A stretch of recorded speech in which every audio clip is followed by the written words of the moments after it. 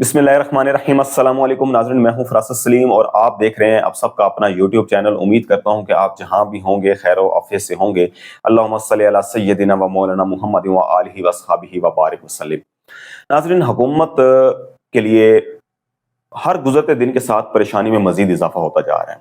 उन्होंने 26वीं आईनी तरमीम पास करवा ली। उन्होंने कहा अब हमारा काम सेट हो गया है। सुप्रीम कोर्ट के अंदर पूरी सुप्रीम कोर्ट अपनी बिठा दी, 17 जजेस लेकर जाने की तैयारी हो रही है और उसका फैसला कर लिया गया है और अपनी मर्जी के फिर जजेस बिठा लेंगे, जिनको जो कहेंगे वो वही फैसला करेंगे।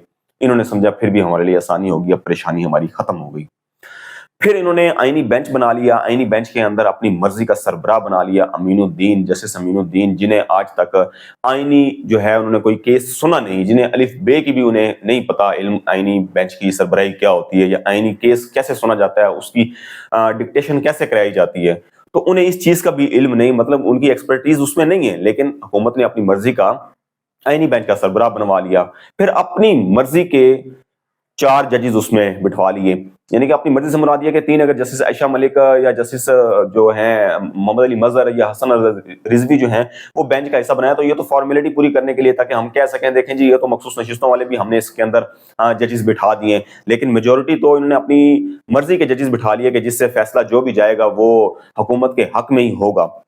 हुकूमत ने कहा हमारे लिए अय्याशी हो गई है। फिर उसके बाद हुकूमत के सरबराह जो हैं वो सारे के सारे बैरून मुल्क दौरों पर चले गए और सीनियर सहाफ़ी नजम सेठी साहब जो हैं वो पिछले दिनों कह चुके हैं कि हुकूमत अब रिलैक्स है, हुकूमत ने तमाम काम कर लिए हैं, आर्मी चीफ की एक्सटेंशन ताहयात कर ली है, जजेस कर लिए हैं, उनके जो हैं वो जुडिशल अलाउंस लगा दिए हैं। तो अब हुकूमत रिलैक्स हो गई है। अब वो थोड़ा रेस्ट करने के लिए बैरून मुल्क दौरों पर गए हुए हैं। शहबाज शरीफ साहब भी गए हुए थे, उसके बाद फिर नवाज शरीफ साहब तो पहले भाग कर गए हुए थे, मरीम नवाज भी चली गई, फिर उसके बाद आसिफ अली जरदारी वो दुबई हैं, फिर बिलावल भुट्टो जरदारी भी चले गए, मौलाना फजलुर रहमान भी बाहर के दौरों पर हैं। तो मकसद ये कहने का कि नजम सेठी साहब कह रहे हैं कि वो रिलैक्स होने के लिए गए हैं, कि बड़ी टेंशन थी पाकिस्तान के अंदर, अब वो हम रिलैक्स हो गए, अब हमारी हुकूमत को कोई डर धचका नहीं है किसी किस्म का, तो थोड़ी छुट्टियां बाहर गुजार रहे हैं।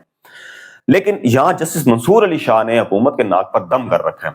वो कैसे? आज 3 रुकनी बेंच बैठा हुआ था कमरा नंबर 1 में, और कमरा नंबर 1 में अमूमी तौर पे चीफ जस्टिस बैठे होते हैं, लेकिन चीफ जस्टिस यही अफरीदी कराची में गए हुए हैं। तो उनकी गैर मौजूदगी में कमरा नंबर 1 में जस्टिस मंसूर अली शाह जो सीनियर तरीन जज हैं वो बैठे हुए थे, और उनके साथ जस्टिस अकील अब्बासी और जस्टिस आयशा मलिक।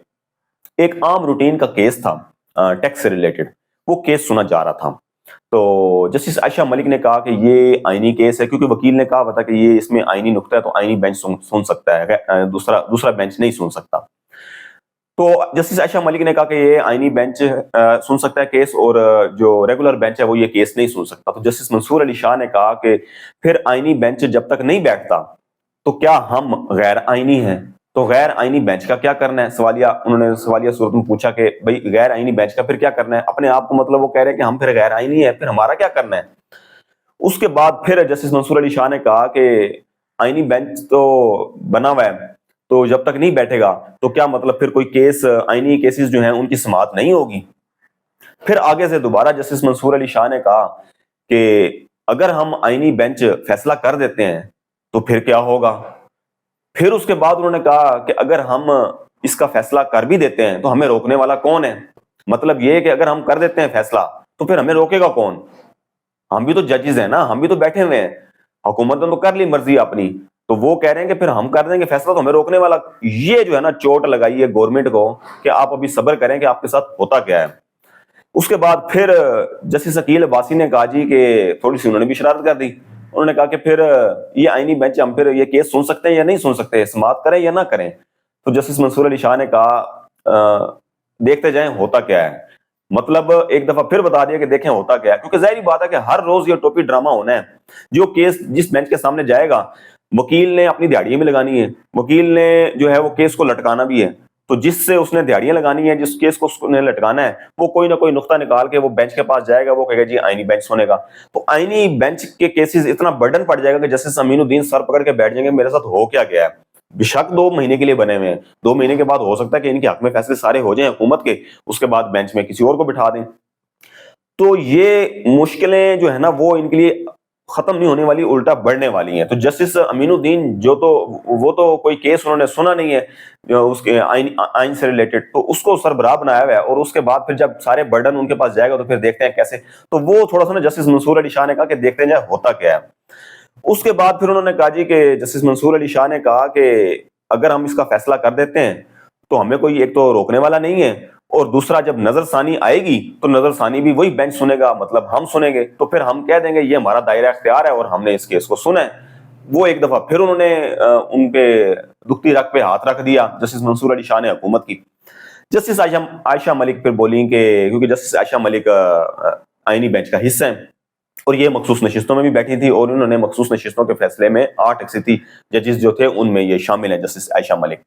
اب جسٹس عائشہ ملک نے کہا کہ پریکٹس اینڈ پروسیجر کمیٹی یہ فیصلہ کرے گی کہ یہ ریگولر بینچ سنے گا اس کیس کو یا پھر سنے گا اس پر آئینی بینچ سنے گا. تو پھر جسٹس منصور علی شاہ نے اسمائل دیتے ہوئے کہا کہ ہم ویسے کہہ رہے تھے, ہم نہیں سنتے.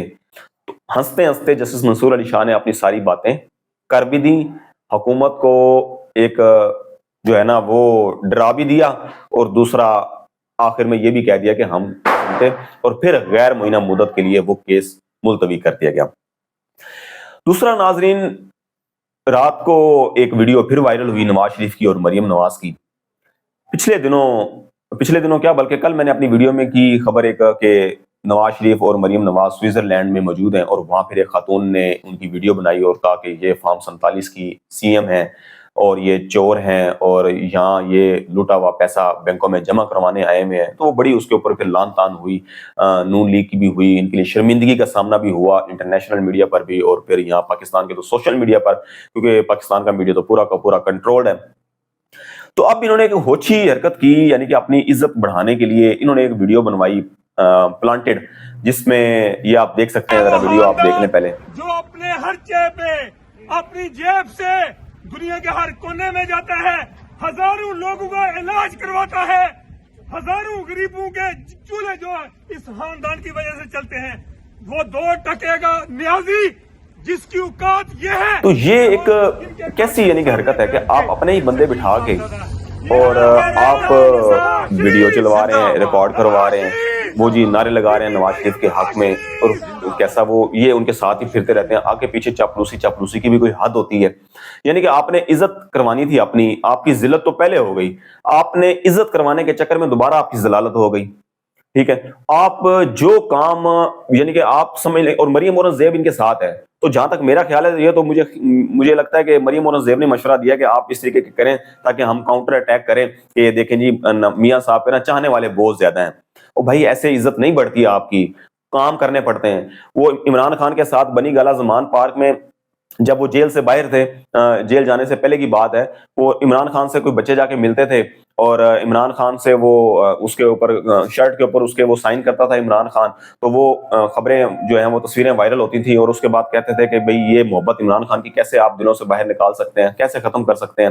پھر اس طریقے سے راستے میں جاتے ہوئے بینرز کے اوپر اگر کوئی تصویر دیکھتا تھا عمران خان کی تو اسے چوم کے وہ وائرل ہو جاتی تھی, تو لوگ کہتے تھے کہ دیکھیں عمران خان کی محبت کو آپ دلوں سے کیسے نکالیں گے. تو اس کو کاپی کیا شہباز شریف صاحب نے, پھر اپنے وزیر اعظم ہاؤس میں بچوں کو بنانا شروع کر دیا کہ جی بچہ آیا ہے جی کہ وہ شہباز شریف صاحب سے ملنا چاہ رہا ہے, شہباز شریف کے ساتھ تصویر بنوانا چاہ رہا ہے. تو پھر آپ نے وہی فکرہ کاپی کر کے آپ کے لوگ سوشل میڈیا پھر کہتے تھے کہ دیکھیں جی شہباز شریف کی محبت کیسے آپ دلوں سے ختم کریں گے. پھر مریم نواز نے بھی یہی حرکتیں شروع کر دی. پھر پچھلے دنوں ابھی کچھ دن ہوئے ہیں کہ ایک تصویر وائرل ہو رہی ہے, ایک سڑک پہ کار کھڑی ہوئی ہے, اس کے پیچھے نواز شریف کی جو ہے وہ پوسٹر لگا ہوا ہے, نواز شریف کو ایک بندہ جو ہے وہ چوم رہا ہے. وہ صاف پتہ چل رہا ہے کہ ایکٹنگ کروا رہے ہیں, یعنی کہ سارے کام آپ ایکٹنگ سے کرا رہے ہیں. آپ ایکٹنگ بھی ڈھنگ کی نہیں کر پا رہے, آپ کو ایکٹنگ بھی نہیں کرنے آ رہی. آپ نے جو ویڈیو اب رات کو بنوائی یہ ساری کی ساری پتہ چل رہی ہے کہ اس میں ایکٹنگ ہے. جو بھی کوئی دیکھنے والا ہے اس کو تھوڑا سا سمجھنے والا ہے, کیمرے کا چلانے والا ہے, یا پروفیشنل بندہ, پروفیشنل نہ بھی ہو کوئی, ایک عام بندہ بھی جو ہے نا اسے پتہ چل جائے گا کہ یار یہ بندے تو اس کے آگے پیچھے چاپلوسیاں کر رہے ہیں. اور وہی بندے تھوڑی دیر بعد جا کے میاں صاحب کے ساتھ جا کے بیٹھے ہوئے ہیں, اور وہی نعرے لگا کے جی بینر پکڑے ہوئے 4 بندے ہیں, وہ نعرے لگا رہے ہیں میاں نواز شریف صاحب یہ وہ, اور وہ پھر نواز شریف صاحب ایسے بچے بنے ہوئے ہیں کہ نہیں نہیں نہیں نہیں نہیں بس بس بس حد ہو گئی یار ٹوپی ڈرامے کی آپ کی. یعنی کہ آپ نے الٹا اپنی عزت افزائی کرانے کی بجائے آپ اور ذلیل ہو گئے ہیں. ٹھیک ہے, اور پھر اس کے بعد آپ تماشا بن رہے ہیں. تو بہرحال آپ کیا کہہ سکتے ہیں اس ویڈیو کے اوپر, آپ جو ہے نا وہ بہتر سمجھتے ہیں. انہوں نے سمجھا تھا کہ ہماری پبلسٹی ہو جائے گی اور لوگ ہمیں واہ واہ ہماری کریں گے کہ دیکھیں جی میاں صاحب کے چاہنے والے سوئٹزرلینڈ میں بھی پہنچ گئے. تو یہ تو آپ کو کام کر کے دکھانے پڑیں گے آپ کو.